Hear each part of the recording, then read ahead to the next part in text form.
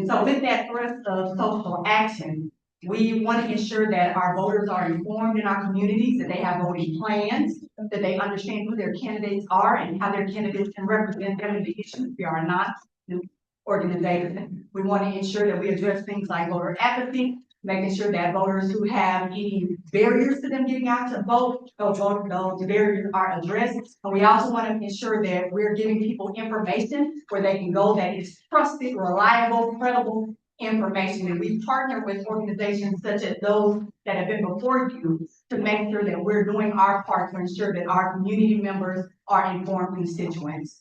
So as we are here to join with you all today, please make sure that you do me a favor and share this information with someone. People couldn't be here, you're their representatives. So you are responsible for taking the information back you learned today to them, post it on your social media sites, give them websites where they can go, give them information about how to make sure that they are still registered to vote and that their registration has not been altered, and to ensure where they need to go. And you'll be able to get that information from our social media pages that you need. Thank you.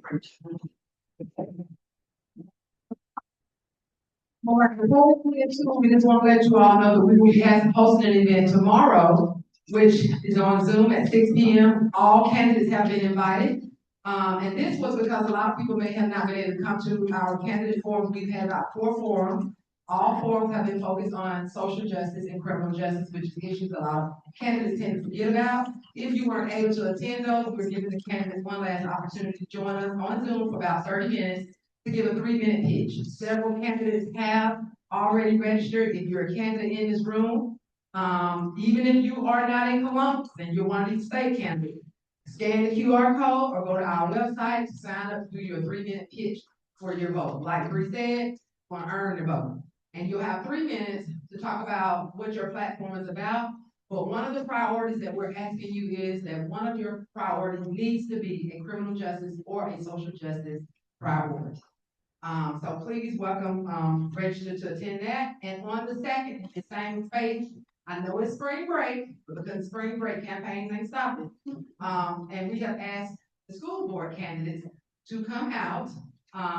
We have been emailing candidates. If they're not in this room or have not been in any of our candidate forums, we have been emailing candidates since January 5th. And most of the candidates are what do you call it? Incumbents, yeah. Meaning they're not responding to the emails that they're currently sitting in and getting paid for. So if they're not here, it's because they are not responding to the emails that they should be responding to as already elected officials sitting in them spaces. So that should be something that should be a serious concern to you all. And so on Thursday, we'll be talking to school board candidates. And again, it will be focused on social justice. It will be regular issues, but there are going to be some questions in there about student prison pipeline, school tolerance policies that target Black kids, school tolerance policies that don't know the difference between a child who's autistic or label them as a behavioral child. Really putting children into the system early, that kind of stuff. So we're going to be talking about those issues. You have teachers in schools right now who do not know the difference in a child who's been homeless or hasn't eaten all night. And because they're sleeping, they will send them to the principal's office to get suspended, as opposed to knowing that maybe mom and daddy are both in addiction, or maybe they're homeless and sleeping in a car. So these are going to be some of the issues that we're talking about that need to be talked about that I've never heard at candidate forum.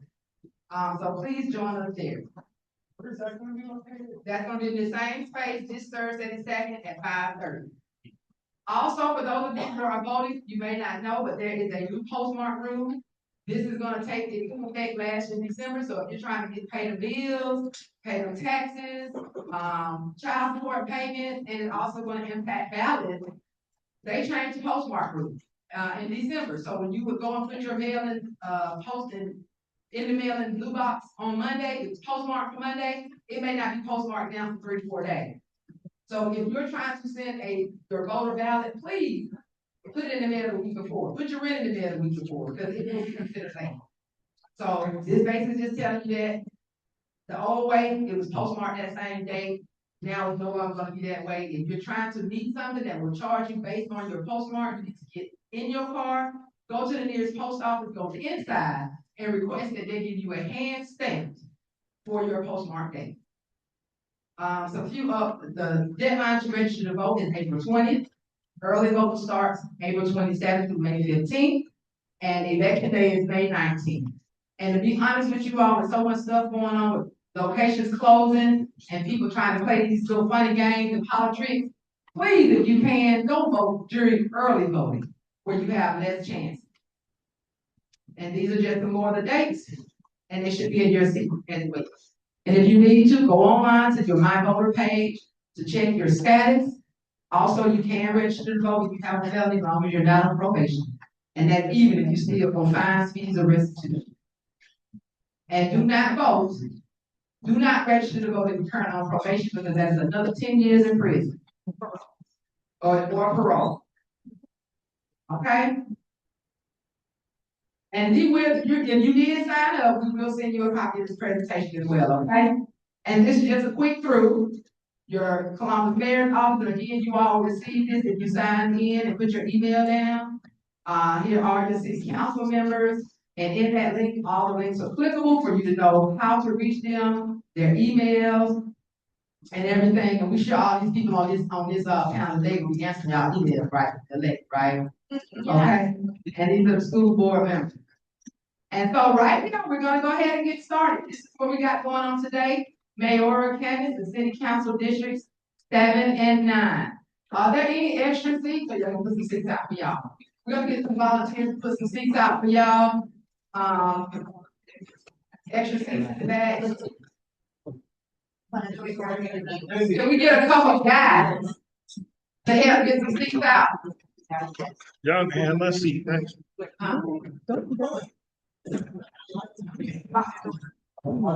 Thank you so much, Corey, for Barb. It's always willing to help. We appreciate it. We're gonna go ahead and share and start rounds of questions. Each candidate will have 2 minutes to respond to your question. In the back, where's Dominique? Dominique is in the back. She's gonna be in eyesight with you all. Help you with your 2 minutes, 1 minute, 30 seconds, 15-second warnings, and your stop. So you can get all these questions done. We should be done in about 40 minutes with the candidates. We're gonna go into the Q&A. Everybody should have a slip of paper in your seat where you can write, because if you got a bad mind like me, you will forget your questions. That's the opportunity for you to write your questions. Also, which I've never seen, is a candidate questionnaire focusing on criminal justice issues. We are building a candidate questionnaire for every candidate in Columbus, Georgia, including the judge. So there's a QR code that says something about a question on there. If you would like a question considered in the candidate questionnaire, so we can get it to them by Monday, please scan that, submit your question so that we can put it on our website so that everybody knows how people respond to the questions that we have. Okay? All right. Hey everyone, and again, my name is Bridget Simpson and I just go by Bree. And we are going to get right into it. Each of the candidates will have 1 minute to pitch. And the question is, why you? And Dominique, the lovely lady in the back, you can look to her for your prompts on the time in the blue sweater in the back. And this will be for both the mayoral candidate as well as City Council District 7 and 9. So yeah, let's start on my left with the mayoral candidate. And 1 minute, why you? Mr. Isaiah. One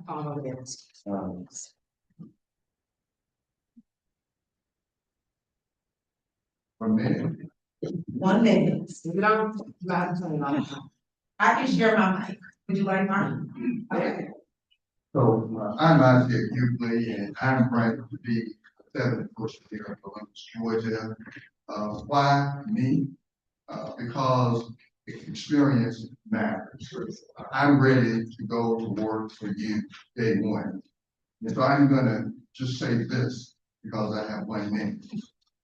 Educated, proven leadership, vision, experience, evidence, receipts on hand, exceptional history, progress, relationship builder, one Columbus efforts, ready to go to work day one.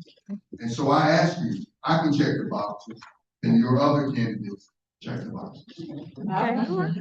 Thank you. Thank you. 1 minute. Why you?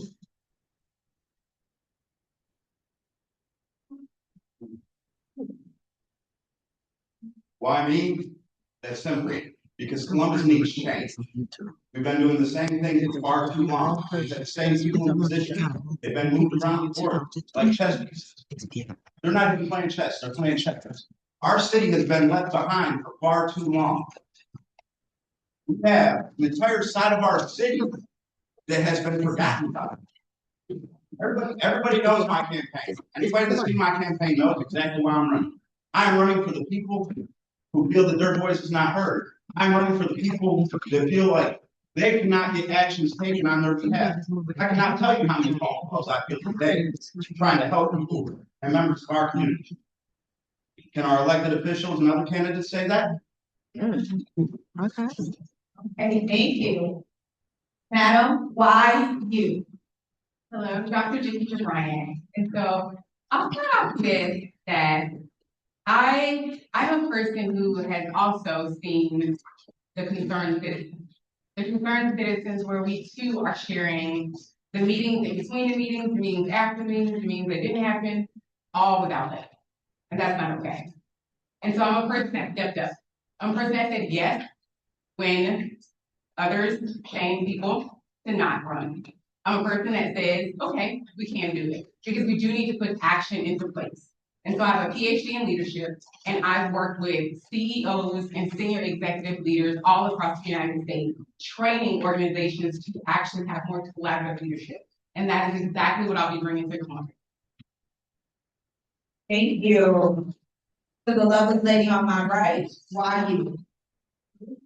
Hi, good afternoon. My name is Elizabeth Ash. I'm your candidate for City Council District 7. Question is why me?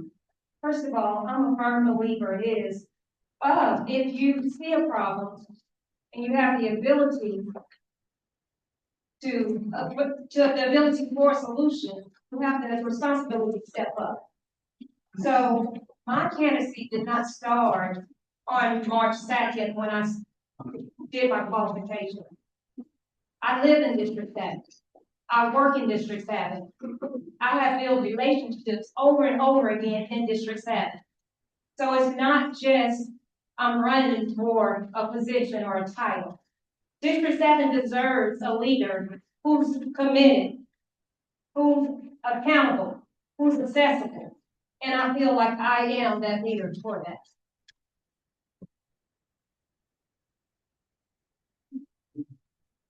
Hey, I'm Dr. Sadiyah. I'm also running for District 7 City Councilor. All of us have experienced the chaos of City Council and city leadership in the last few years. I think this is the most important local election that we've had probably in the last decade. And I think we need 5 city councilors that can work with the mayor, can work with city staff, and can work with city leadership. I think we also need councilors that have actual real experience working with the city. Lastly, I think we need a city councilor that can or has a history of stakeholder engagement. The last 10 years I've lived in Columbus, I've lived in District 7, I've worked in District 7, I've worked for Uptown Columbus Inc. Most of you guys know that. I helped get small businesses down there, I helped activate it with events, and helped the Whitewater revitalization. I transitioned to Dragonfly Trails, where we build trails and put public art to activate the trails solely through stakeholder engagement. I know how the city works, I know how the departments work, and I think you need that experience to be ready to work on day one to move Columbus forward. Back to Zajac, District 7. Good evening, my name is Shiara Richardson. I am a daughter of Columbus. I was born and raised here. This is my home. I have spent years growing up in the community, which has taught me that when you see something that you want to change, it is imperative that you step up to do the work necessary to bring about that change. For me, I believe that District 7 deserves leadership that is accessible, that listens, that is thoughtful, that is working in partnership with the community. I am a people-centered leader, and for me, the people are the most important ingredient in all of this. And so I look forward to being able to show up and serve in that capacity. Professionally, I have worked all throughout Georgia in education, in communications, connecting people in their organizations with their community. And so I feel like that's important work that also connects back to this seat here. And I look forward to earning your vote. And again, that's your wishes and wishes. First of all, good evening, everyone. I'm going to use some of my own personal time to thank each and every one of you for coming tonight and engaging in this much needed critical conversation. My name is Rocky Martin. I am a candidate for City Council District 9, which is at large, that serves as and take care of all residents here in Columbus and Muscogee County, 200,000 plus. Why me? When you get a Rocky on council, you get a team player, someone who is invested and committed to the total team focus on you and your families in the future of Columbus. And I look forward to the conversation tonight. Rocky Mark, District 9 Mark.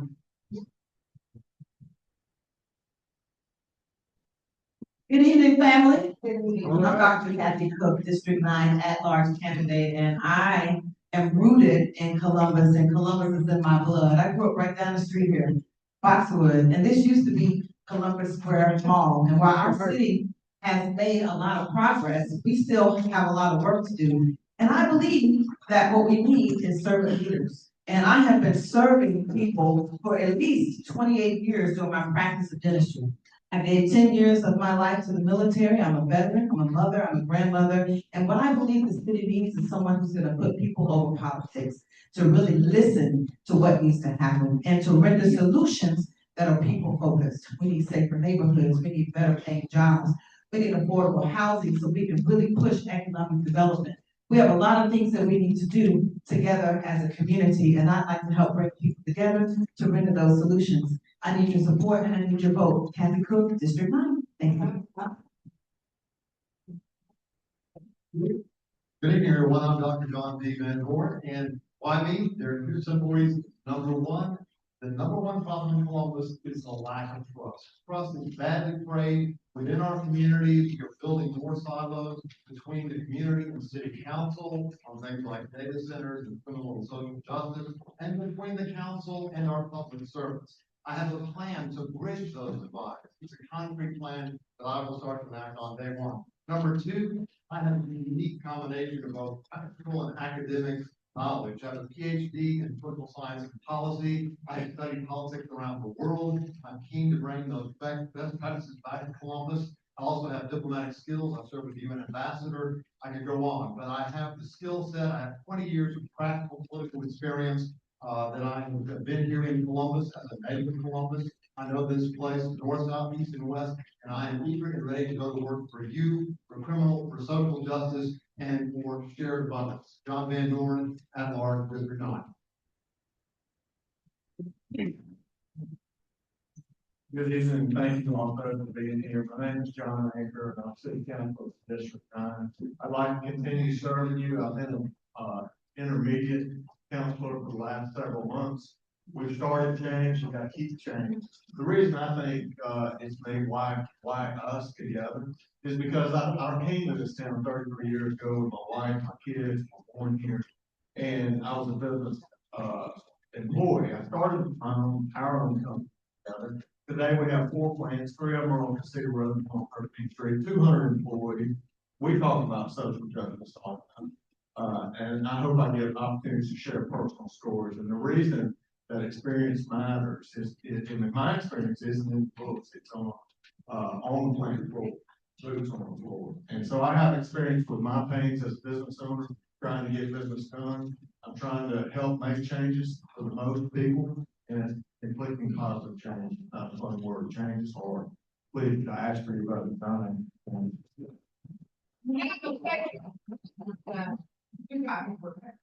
Man, You do like it, forget the thing. I have a lot of people. I know. Okay, thank you. So for our next question, we will be talking about data centers and rezoning. And this question is for everyone, and you will have 2 minutes to answer. So, I'm gonna give you some background on it. Hopefully I'm clear. If you do not understand me, you can ask me to repeat the question. Unlike Harris County, who on March 2nd denied a rezoning request of developers for 586 acres on the Key Road, Columbus leaders have quickly agreed to welcome a data center. Since the news broke weeks ago about Project Ruby, a $5.18 billion data center in the Muscogee County that is estimated to use more power than all the city's usage when it's completed. Despite the overwhelming opposition of Project Ruby by citizens and various energy advocates agencies, it seems that the citizens' voices have gone ignored to prioritize profit. My question is, do you support or oppose the building of that data center? Why and why not? And each of you have 2 minutes to answer it, and I will start on this side of the table. First off, it is 5.8 million, and if you take money out of the equation, nobody wants it. And that's probably a fact. I think if you take the money out of the deal, nobody wants it. That would include me. So you have to weigh the money. You have to weigh the goods and the bads. I'm listening. I've got a list. I just pulled it up. And it's not, do we vote for a data center tomorrow or the next month? It's a process. It's probably a 9-step process. And currently, we're just looking at the overlays. How do we legislate to protect our citizens the most while reaping some of the benefits? And that's what we have to look at. First off, we talked to the CEO. Excuse me. Well, we did it first. All right. First off, we have. I've talked to two of the CEO of Flint Energies about the energy, and there will be no capital costs passed on or further increases. In fact, it's one of the things that's helping us hold our rates where they are for the next 3 years. You've been guaranteed by Georgia Power no rate increases for a year. Secondly, that we don't have a water problem. So the next biggest issue that we have to legislate against, number one, is environmental, because that's what means the most to the most of the city. Secondly, I believe we have to legislate to protect those neighbors that are out there who do live in a beautiful part of the land. So we have to balance the good with the bad. I'm not for it or against it at this point, but I am saying we're not taking the money out of it. We have to say we have a money problem in this town. We've grown our revenues by $200 million annually. Every single year, we get $200 more million than we got in 2018, and we blown through that money. We had a budget this past year that was $30 million more than we had to win in savings to get it. If you want to keep some of the entitlements that you have today, we better figure out a money plan. That's our biggest problem. Thank you. Okay, if you have been following me on Instagram and Facebook, you know that I'm the only candidate that specifically called for a moratorium through 2026 on the data center. And that's for two very important reasons. Number one, we don't have all the facts. In fact, I've gone to the city forum, and it's been an exercise in utility and frustration. Everybody said, ask the person over there. They don't know who the industry is. They don't know how many jobs they're providing. They don't really know what kind of power calls. 2,500 900 megawatts, or about 3 times the entire city of Columbus. So let me put it very simply. Whenever you're looking at a major decision, you look at costs versus benefits, right? Costs versus benefits. The costs are quite high. They're environmental. Look at the technology overlay. There are very inadequate protections against disasters, runoffs, the monopoles. I could go on and on about the lack of specificity in the technology overlay as it exists. The cost, of course, to nearby homeowners, sound pollution, etc. The water, we have a strain on our water system at present. We don't know if we can provide the adequate infrastructure, and then who maintains that infrastructure after it's built. What are the supposed benefits? This is the kind of the bottom line here. There are two benefits supposedly to the citizens of Columbus. Number one, jobs, and number two, taxes. The jobs, right? Every other place a data center has been built, the actual number of local jobs after construction is less than 1 dozen. $5.2 billion for less than 1 dozen. You probably have janitorial in those kind of jobs. So jobs is off the table. That's not economic development jobs. Number two, the tax revenue. Every other place it's been built, it's been less than half the tax revenue.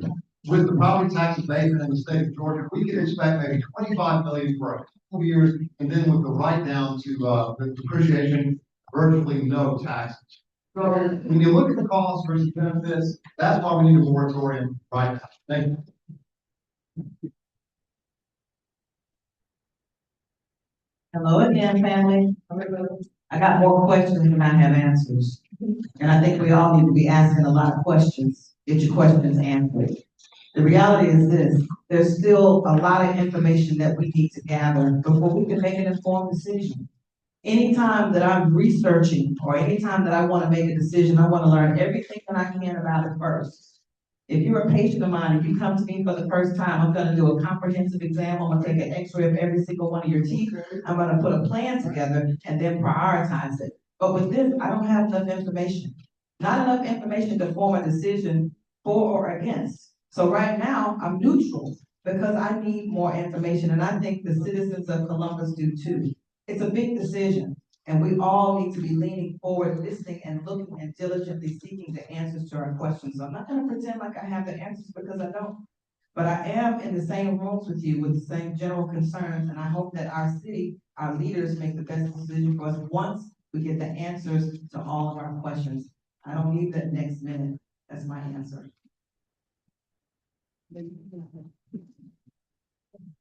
First thing I want to start off is I love how my fellow candidates are being candid about certain facts. And I want to start off with that as well. And I want to appreciate the facilitator who kind of laid into this question.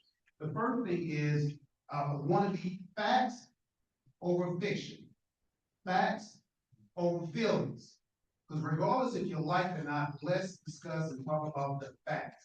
And the facts is this is not a city, Columbus led effort. Is a private entrepreneurship endeavor. And I think that's very important to identify when we address our concerns and our frustrations. But to that point, I want to say this. I have made it my point to attend as many information sessions as I could and also ask the hard questions like many of my fellow candidates. And there is just too much that is yet unknown. Too much that is unknown. So for me personally, am I for or against? It is too early to make a decision. And until this study is complete, when we as a consolidated community is aware of all the facts, at that time, I'd be glad to come back and render a decision. But I look forward to continuing learning and continue sharing and continue to also educate my fellow residents here in Columbus, Georgia for a group decision. Thank you.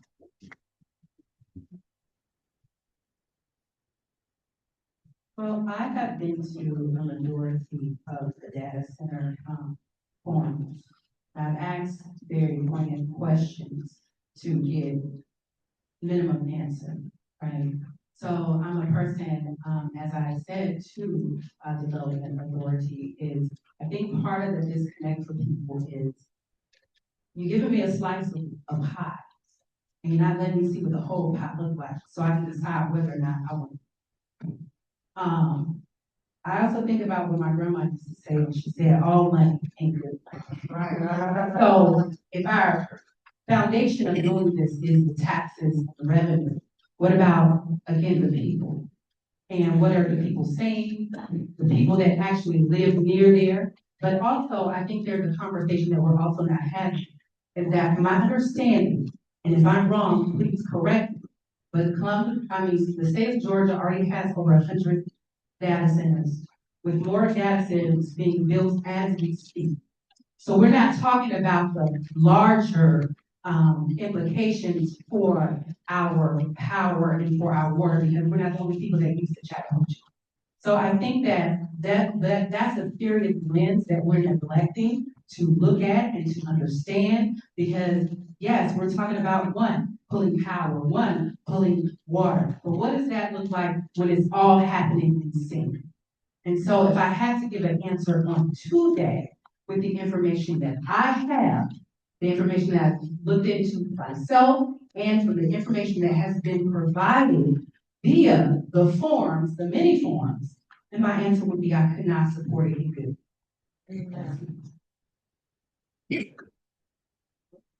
So one of my, personal greatest skills is I think I have empathy and I can see both sides of the situation. I, like so many of the candidates here, have gone to so many of the forums pro, and frankly against the data center. And so as an economic developer, I understand the economic development. I understand the city's budget. I understand the impact, and it is massive that this data center could have. We have been the lowest performing county in the state for 10 years from economic development standpoint. So there's some real economic development value that we cannot discount. However, we have heard from all the economic development experts. We've heard from Choose Columbus, we've heard from Georgia Power, we've heard from Clean Energies, we've heard from Columbus Waterworks and Habitat Partners. What I would still like to hear from, and several of the candidates have said this, is we have not heard from a team of environmental experts that understand the specifics of this project in Muscogee County with the resources that we have. And that's what I would like to see. One thing I've also value is trying to negotiate deals, right? So if we're thinking about this data center, what some other communities have done that I think is interesting and we should explore, it's called a community benefit agreement. It is part of the contract that you would sign with the data center that says these are the specific deliverables that this business would provide. So it could be like when we're talking about the residents, a resident brought up that their sewer system, they're on a septic system, they would need to connect to the sewer system. Could that data center pay for it? Could they do the roads? What are they going to do with the 15% of the trees that they're cutting down? We need to understand those environmental impacts, but I think there are ways to negotiate to make sure that we get, frankly, the environmental folks. And I'm an environmentalist too. I run a nonprofit that believes in environmental justice, and so I want to make sure that we get those questions answered to see if we can negotiate something that would bring this great economic development opportunity to our. Yeah. Really,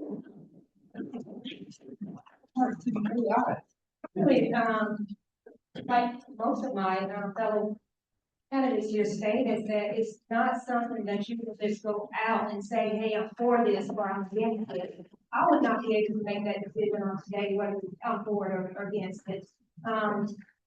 It's a big talk about the data centers, and this just came from nowhere. It just came out just like.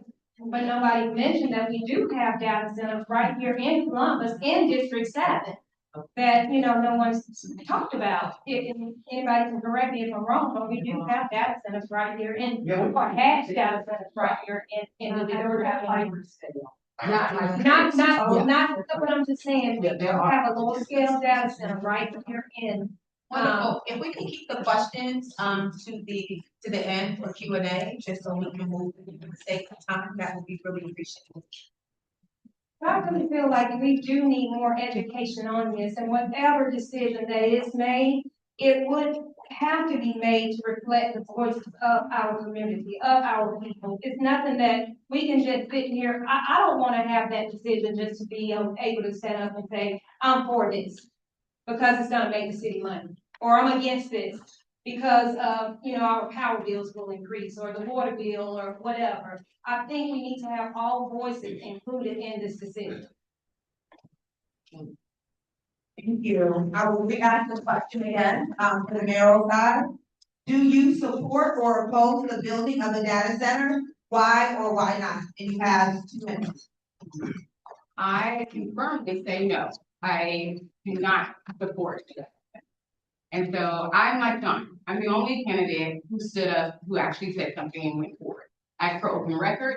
I do ask for environmental analysis, utility analysis, and several hosts of everything that the meetings and the global contracts that were previously done 3 to 4 years ago, and still have not received anything.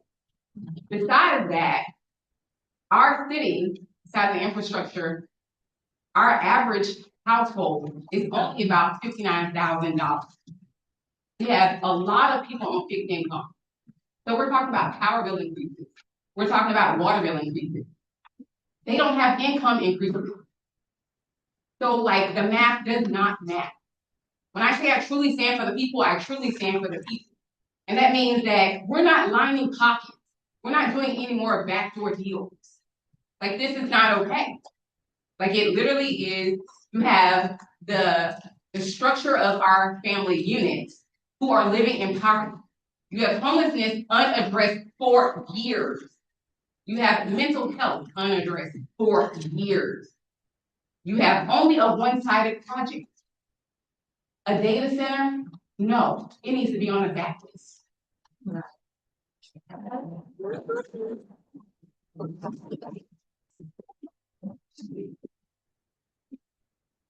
Yes, I absolutely would support a data center. If we get all 31 flavors like Baskin Robbins and all the stuff they're saying we're gonna get, and it's all true. Okay. All right.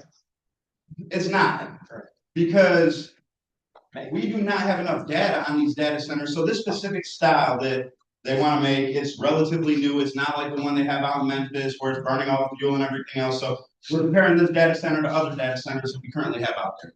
This one is different. They are using different technology. They're doing a whole lot of insulation and everything else. Water, they're saying we got 30 million gallons a day that we could use. It's only going to use 286 at most at peak. Electricity, they're saying, you know, as John was discussing, that we're not supposed to have a rate increase and all this other stuff. Truth is, we don't know. We don't know what's going to happen. We don't know what the environmental impacts are going to be and everything else. But what we do know is that they're saying it's going to generate $69 million a year. Hey, that's a cool story, because I asked some hard questions too at the very first meeting, and no, I have not been back to any meetings. Yes, I have watched them on TV. The first one was enough for me. I asked, is it a done deal? I asked, is it a done deal? Mr. Broadwater, you were there. What'd you get out of that answer? Be honest. I don't want to say it. Yeah, it's a done deal. But now they got to jump all these other hoops that and stuff, right? So now it's, what can we get out? Now we got to figure out, what can we get out of it? All right, so they bought this land from the Amos Family Foundation, right? And I've been saying for quite some time that we're going to start losing jobs because of chatbots, AI, and everything else. Well, here we are. I'm down to 15 seconds. If anybody has any questions about how I really feel after this, let me know.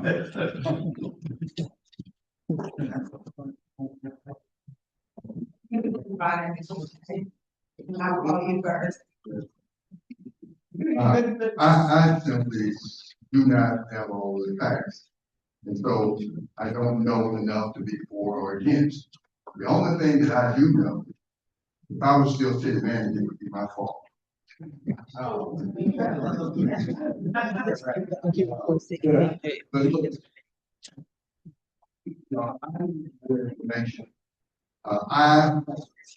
would ensure that 100 plus community benefit exists. Otherwise, my response would be no. I would ensure that 0 environmental justice concerns exist. If there are environmental justice concerns, my response would be no. No power issues, no water issues, 0 concern, 100+% community benefit, all add value. It can be done. And if there are issues or concerns there, and the data center has the financial capacity to handle those concerns, then of course I would be all equal. But at the end of the day, it has to be 100+% community benefit, all added value for the citizens, and no environmental justice concern. Otherwise, the response is no. And so I do know how to put measures in place to make sure that all of the boxes are checked. That assures me that I'm being deliberate of what my concerns would be before I move forward and say yes.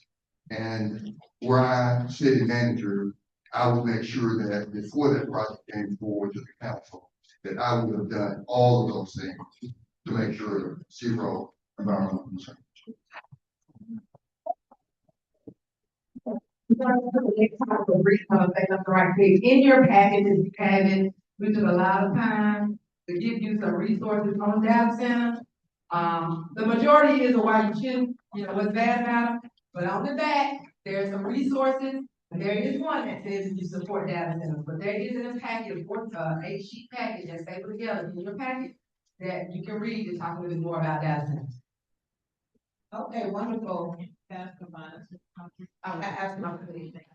All right, so for the next set of questions, they will be 30 seconds, right? They will be 30 seconds, so we will have no sermons, okay? This is the 30-second question. So, this one is about public safety. It's about crime. And in 2023, the state's gun homicide rate was about 18.6 per 100,000 people, well above the USA average. However, despite 2025 data indicating a decrease in Columbus crime, 2026 data has Columbus listed as one of the 10 most dangerous cities in the state. Since there is a direct link between poverty, unemployment, lack of job for those impacted by criminal records, gun violence, gang activity, and low-wage jobs as it relates to the rise in crime, the question is, and we're gonna start with the mayoral candidates, and remember, this is a lightning round, okay? All right, wonderful. What are your plans to address and reduce crime in the city? And what funding priorities will you push? So you need to know your platform for 30 seconds. Public safety is about prevention as well as much as protection. So I'm talking strong neighborhoods, I'm talking stable housing, I'm talking building with poverty, I'm talking building with youth and gang violence. But we have got to address those things. We are going to have public safety. And so it's about prevention as well as protection. And we've got to do it all.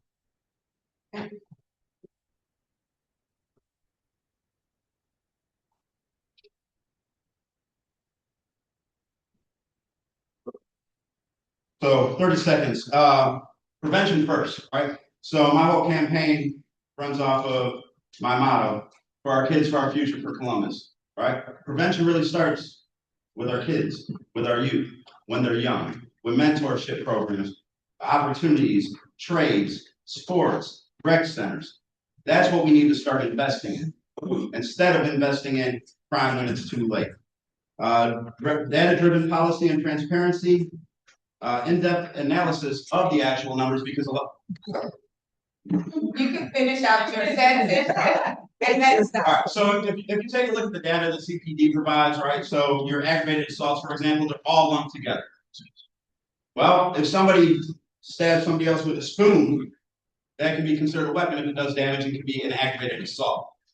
I think some of that data needs to be broken down a little bit better so we can actually see the gun violence and so on and so forth. Thank you. Great, I can pick it up. So one thing is that violence isn't random, though it's concentrated on a small number of individuals and groups here. And so our strategy is to focus where it matters most. And we would identify the people driving the violence using real data that I can actually not for being myself, not talking about with someone. Engage them directly to make it clear that violence must stop and offer real support like the job training, so that addresses poverty, mental health services, and housing assistance. So actually putting in the services in those desolate areas, in those areas that are highly populated with crime. This is actually an evidence-based program, and it's already doing great work. Thank you. So for those running for city council, because intervention, restoration, and peer mentorship for other formerly incarcerated who have shown to be successful in their community has proven to be an effective way to reduce violence and to support victims. Would you support or oppose prioritizing funding in your district for community-based healing approaches to violence reduction that focus on intervention, prevention, mediation, and healing harm? Why or why not?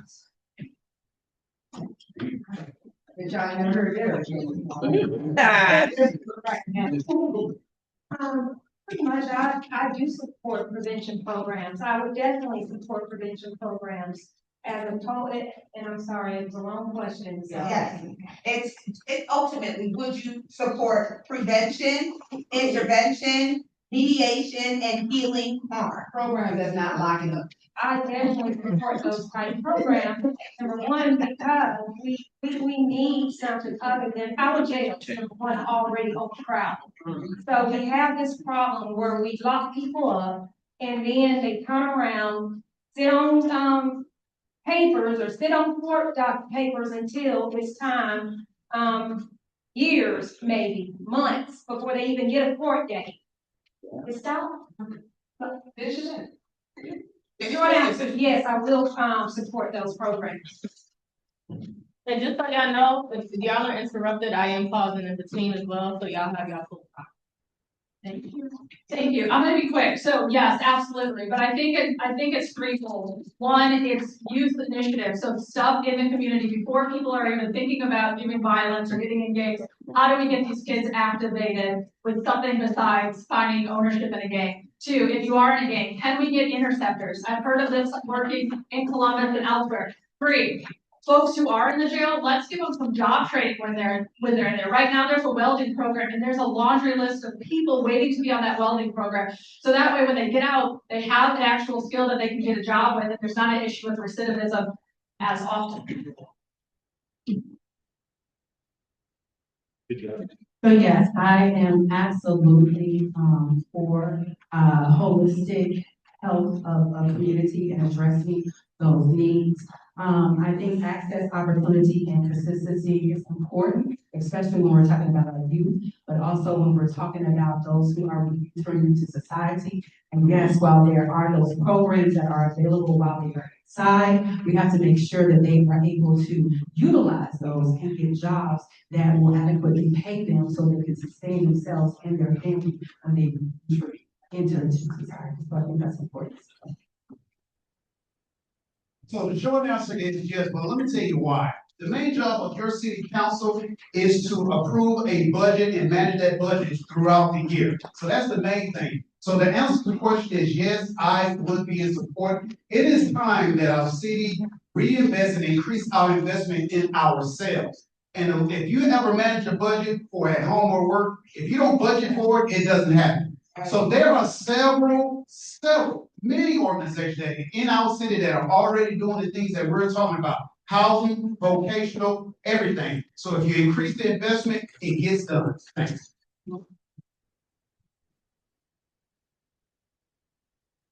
The answer is yes, we're a village. It takes a village and we are a village. Growing up here, we didn't have a high crime rate because we made sure that there were plenty of things for our children to do. Parks and Recs was involved, but it wasn't just children, it's adults. Mental health is an issue that has to be addressed. So the holistic healing programs are very important for those who are coming out and trying to rejoin our communities. We want to welcome them, we want to equip them, we want to wrap around them. So there are a lot of wraparound services. We got to feed them, we got to transport them, we got to help heal them, we got to meet them where they are. And I think that if we invest in our community, they'll show up for us. Thank you. Thank you, Ray. Short answer is absolutely yes. An ounce of prevention is worth a pound of cure every time.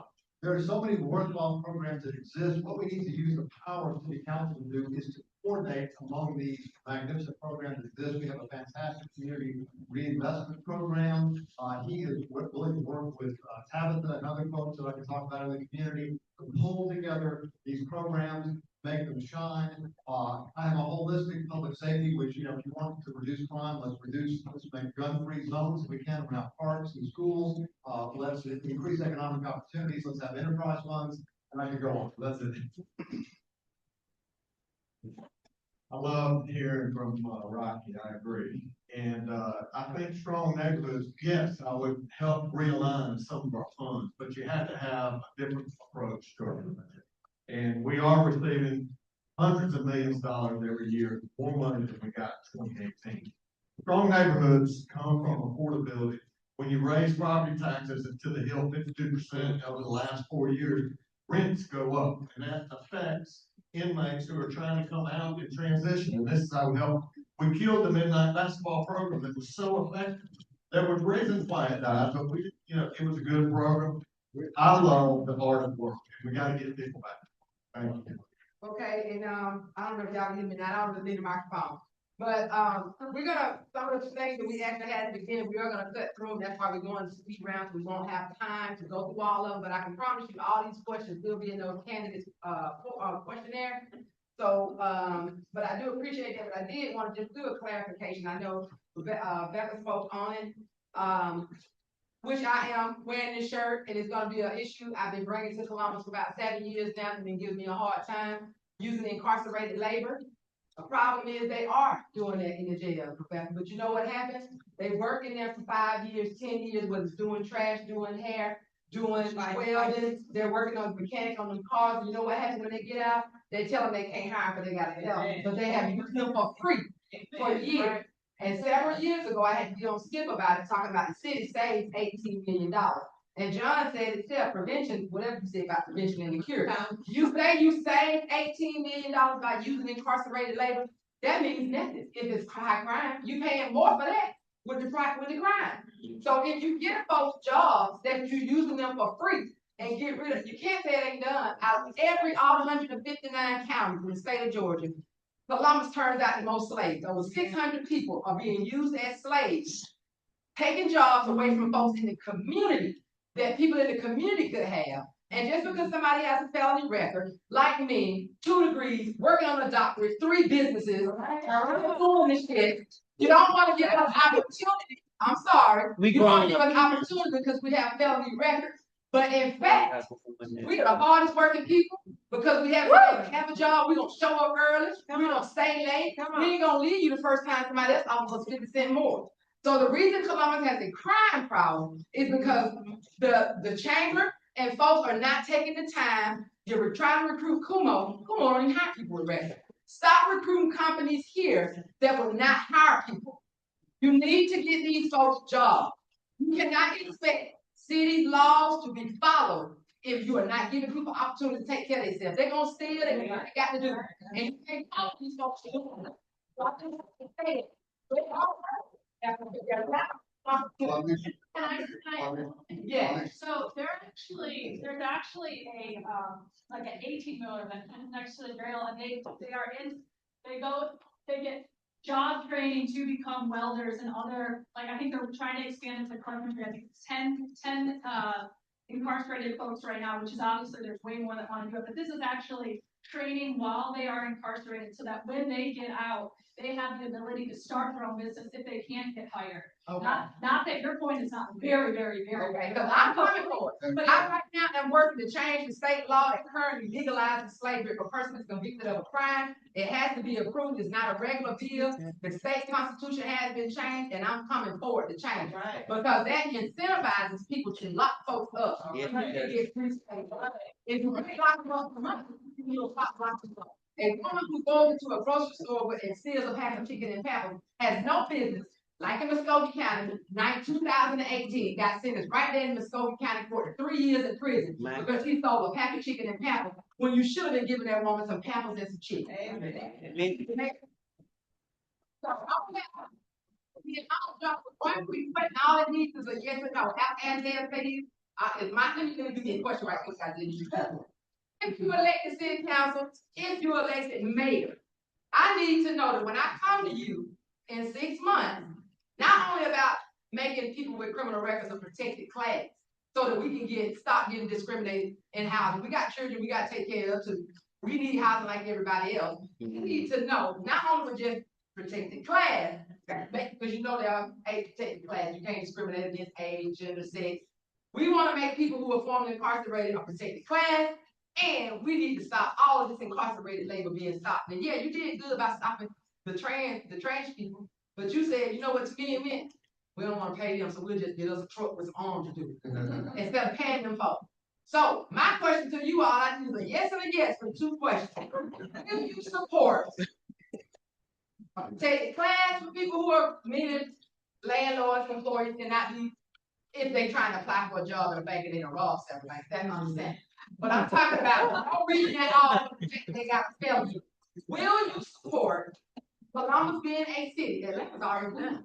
In Atlanta, you got a felony record. You are a protected class in the city of Atlanta. Right. So it needs to be statewide. I'm tired of Columbus being behind. It's my home, and I support that man, but I'm getting every week. Yeah. So, yes and yes.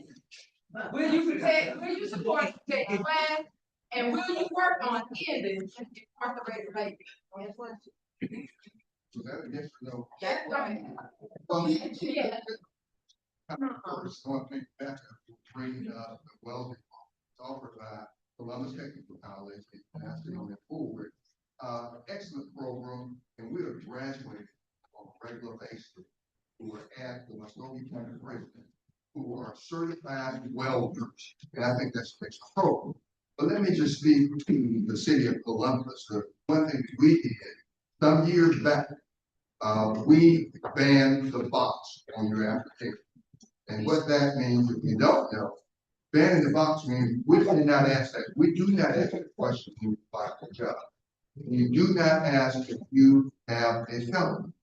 And so when your application goes through the normal process, and we get to that point that we want to offer you an opportunity, then you have the opportunity to say, I do want you to know that I have a felony.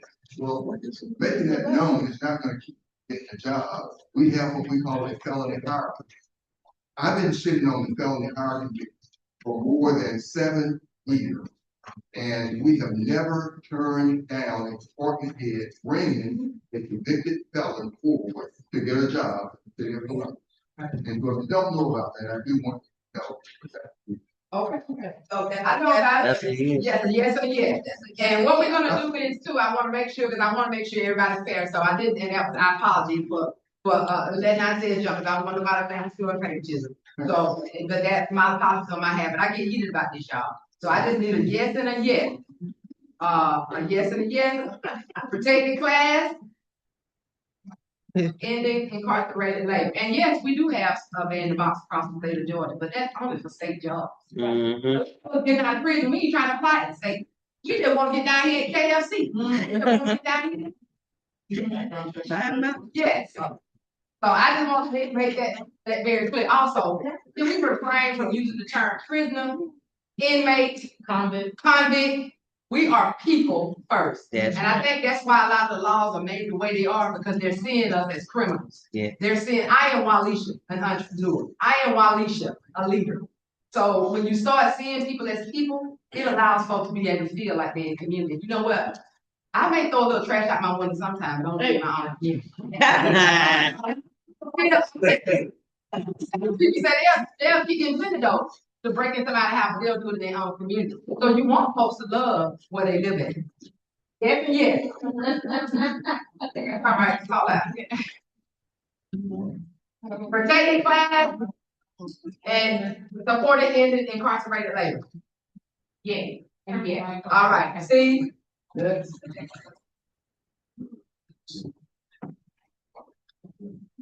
You said you want me to say yes and yes, and I get your vote? Okay, so, yes and yes. However, I do think that there should be a limitation on everything in life. I think there may be certain super limits, you know what I'm saying? If somebody's like, they got 50 felonies, and they're just habitual super repeat offenders, that's a little risky. However, one of the things that I am looking at also is yes and yes. Redirecting 10% of the camera money to programs for incarcerated individuals coming out, as well as starting a program to put a bond behind people to get jobs. Thank you. Ms. McKeithen. Yes, yes. No, be honest. Thank you. You all have 30 seconds. It is enough. 30 seconds to explain enough. I'm saying from personal experience, my answer is yes and yes. There you go. I would say yes, and I also previously to coming to this, I polled some of the local business owners in downtown Columbus, and many of them actually say they are the best workers because they want a job. They want to remain, like, have pride in what they do. They want to be able to have a house, like, make their house payment. I mean, my fiance is a small business owner, has 200 employees, and he said they are some of the best workers he's ever had. So I am absolutely open to it, and I would love to learn more from you and your group. We're gonna let you know. The question was, would you support people with criminal records, particularly felony, being a protected class? Like, you can't discriminate them in housing jobs simply because of their age, discrimination. but because they have a felony, and would you be open to ending, making Columbus a slavery-free city, using incarcerated labor? Which contributes to unemployment. My answer is absolutely yes, Yes. and yes. Thank you. Yes. Amen. If you have to stand up, yes and yes. There you go. Yes and yes. Yes and yes. My answer wasn't an easy yes and yes, and I would say the way you worded last time, I hire criminal labor, and I pay good wages, and they've been here a long time, they're their friends and their family. And so I don't like protecting classes, that's how I look at it. I'd like to have further discussion about it. Free slave labor, I don't believe in it, everybody should be paid. Everybody should be paid. There you go. Thank God, and just so you know, incarcerated people are still obligated to pay student loans, federal taxes, child support. So they need, right? They had a vehicle, but they got to pay restitution. How do people get their restitution? Okay. Okay.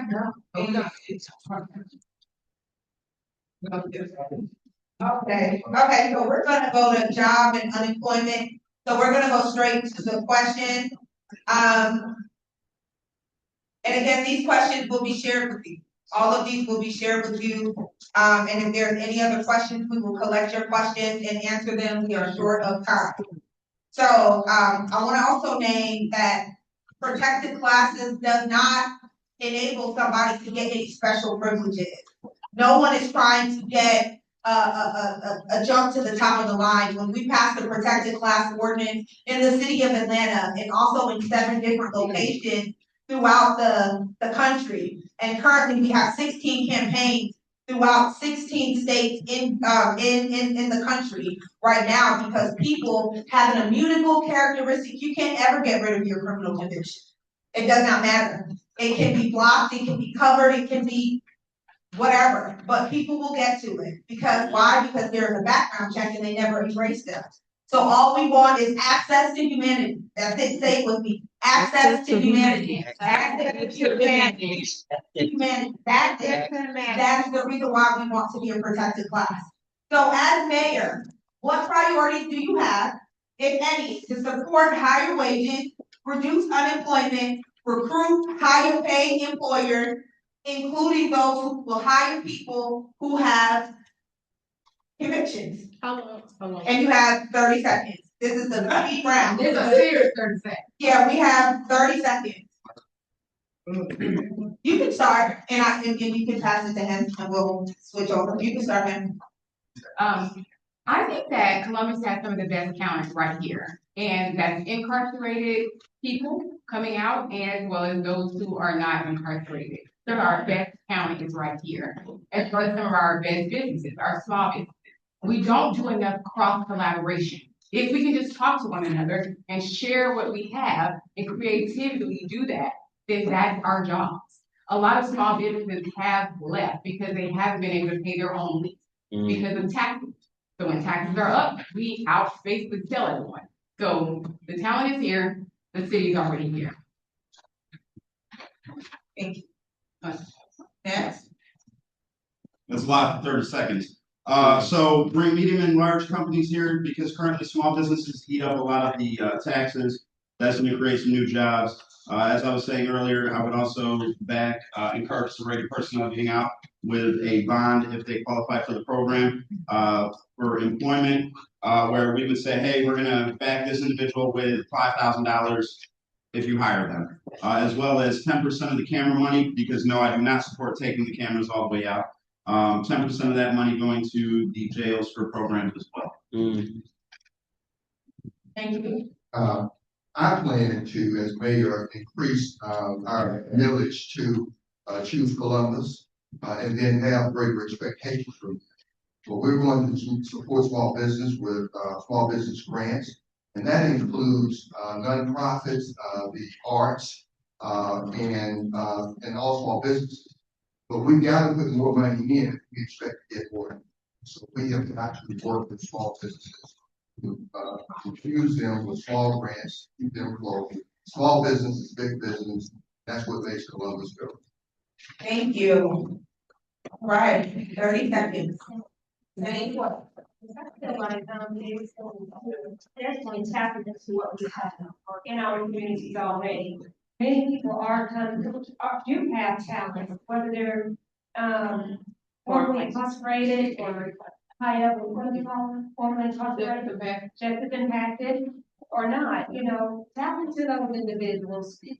Power them in our small businesses, but from a city level, provide those resources to these small businesses so they can hire these, ones that are impacted by, their pay.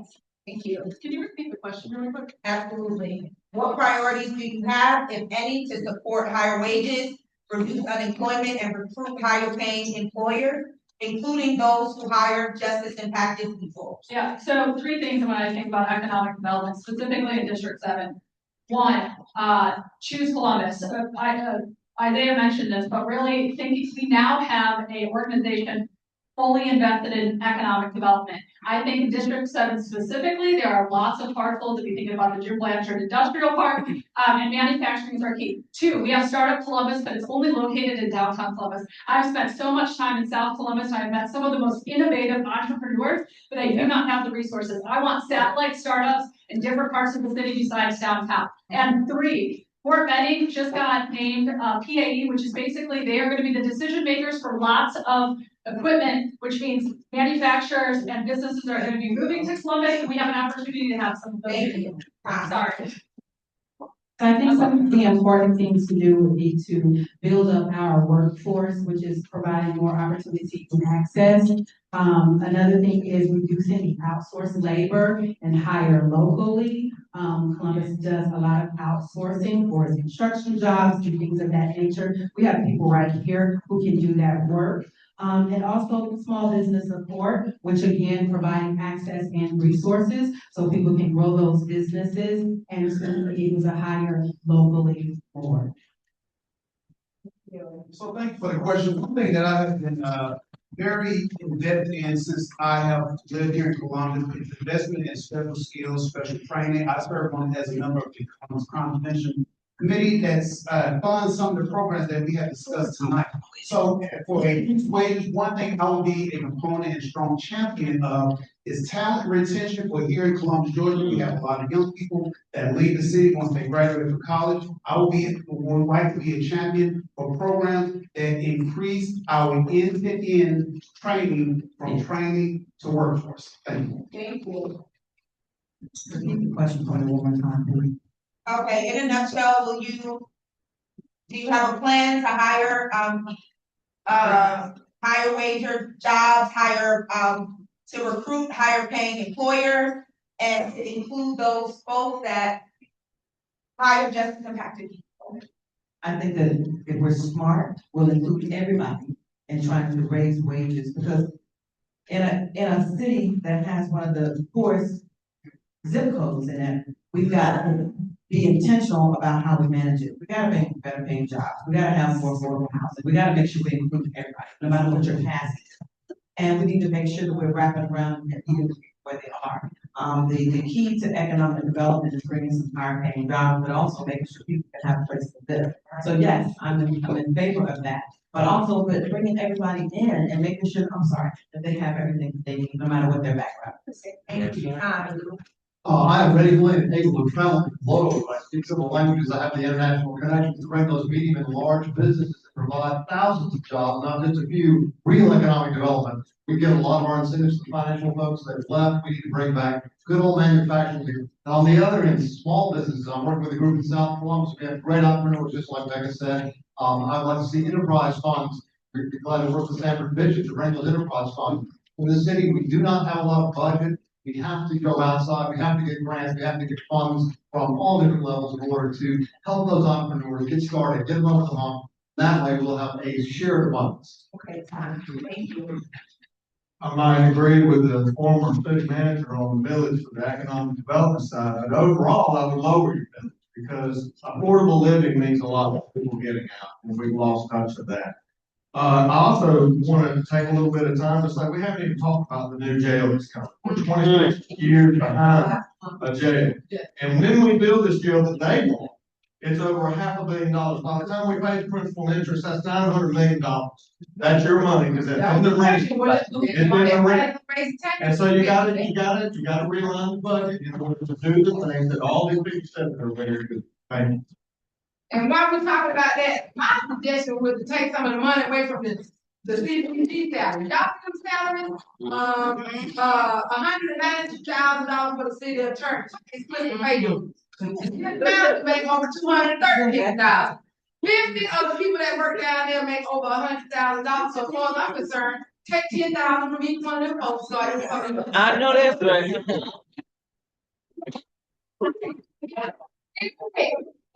Okay. Real quick, since we talk about district set, I want y'all to look at some of these pictures right here. This is the one that built this road. Amen. This is to make somebody's house. Amen. This right here, I guess it's fixing the potholes in South Columbus just going up. Yeah. And then we got right here, this house, this boat is sitting out here. This is what a Columbus citizen wrote us. Said that they have been calling District 3 City Council for 2 years plus the sheriff's office to tell them about this ship, this boat that just sat there. The people who they private property signed by, it's been sitting there, they have asked for it to be moved, it has not been moved. Okay, that same person said that she has a 10-year-old child that constantly walks past the house next door that has been empty for almost 15 years. Somebody who's unsheltered is living there on the porch, uses the bathroom on the porch, exposes himself on the porch while these children are walking across. They have called city council for 3 years, sheriff's office, ain't nobody to come out there. And this right here makes no sense. But look what she said. Imagine your child having to pass this every day with an adult male sitting there staring at her. I'm pretty sure this would not have been allowed in North Carolina. Let's go to the next. This is 1721 Shepherd Drive. You know where that at? She said the house been empty for 20 years. Ain't never snakes slitting across the street on a regular basis. There are rats on the property well from a Columbus citizen. All this is right here, South London Road. That's over there by the Hampton Inn Hotel. You want people to come and stay. Everybody trying to stay at the hotel over there with a lot of this stuff going on. This is the same drive-in out there on South Columbus Road. Why is it even still sitting there? Clothes, empty bottles, urine. This is what I want to address to y'all. Now I know y'all see it, and you don't say 7, you need to go to 7. Yeah. Why is there such a clear divide of money that's being sent to North Columbus and not being put in South? Because why is it that your roads fix it there, we can fix it? Because that ain't what North Columbus is the road. We are at time. And that is more of a rhetorical question. Yes, that's rhetorical question. That we would love for you all to answer eternally. We thank you all for coming out today. I know everyone did not get all of their questions answered, but this is just the beginning and not the end. And again, tomorrow night we will be online. But I know that there were people that had a question. Did you want to ask a question now? If you have a question that you did write down, unfortunately, I had a good presentation. We were talking about who's gonna pay for that $500 million jail. We were talking about salaries. You talked about, and y'all knew they changed the charter. Senate decided today on changing Columbus, Georgia's charter about how mayors and city council people are voted in, not the more back deal. So all that stuff, we go back to the Can you collect the questions, please? Yeah, please collect the question. Right there. We have a young person. Do you want to come and ask your question on that? All of these. You got a look question. That's not. I just want one question. Let the young person ask the one question. Come on, young person.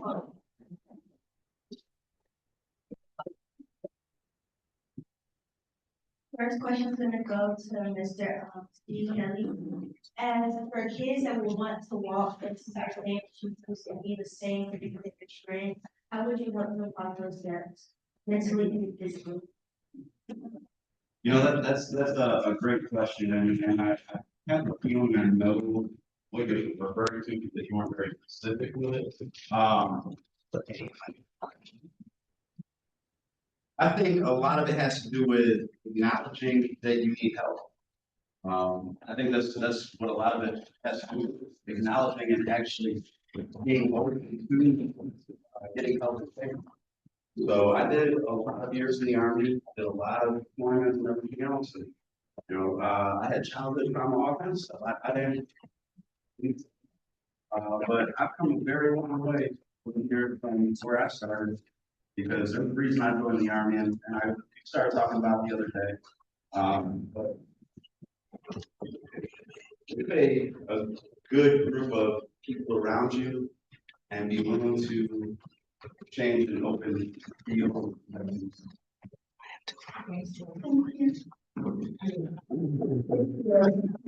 the rest of the questions that I've collected of, I'm not sure how the library works. I like to be put out of business. So, with that said, we will be having another event tomorrow via Zoom. So those questions that have been asked, we will be trying to answer them tomorrow online. And So so the candidate questionnaire that every candidate will receive, you know, have about 10 to 14 days to complete the same. what she said. Yeah. Okay, so thank you all for coming out. This is just the beginning. This is not the end, unfortunately. We have to close. But thank you all for coming, and thank you for all of our elected officials that are in this space and for all of our hopefuls.